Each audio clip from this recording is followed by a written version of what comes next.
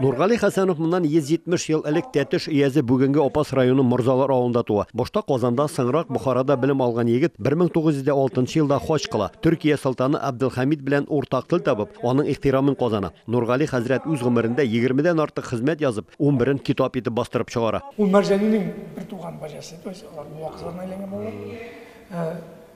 Бик уникаль bir кеше. 6 тел белә торган була.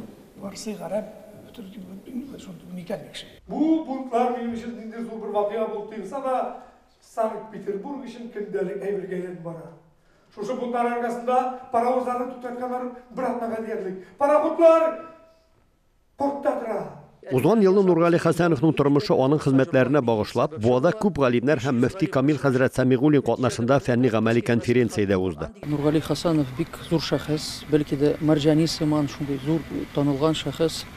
Аның турында китаплар укысак, үз заманында хәтта Истанбулга барып, орденнарга ия була.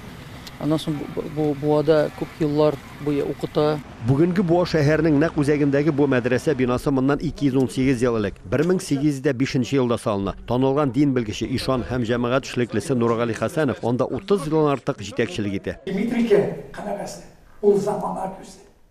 Аны аркылы тарих үзе карый. Монда нәрсә генә юк.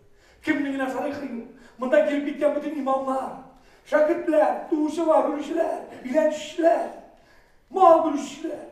Нәрсә генә язылмаган монда. 19-нчы гасыр азагында Буа мәдрәсәсендә халкыбызның байтак танылган шәхесләре белем ала. Алар арасында Хади Атласи, Зариф Бәшири, Гомәр Толымбай һәм башка бик күп дин, фән һәм гариф эшлеклеләр була. 1919 елда вафат булган Нургали хәзрәт Буаның татар зиратына җирләнә. Кеше бит ул җирдә кунак кына.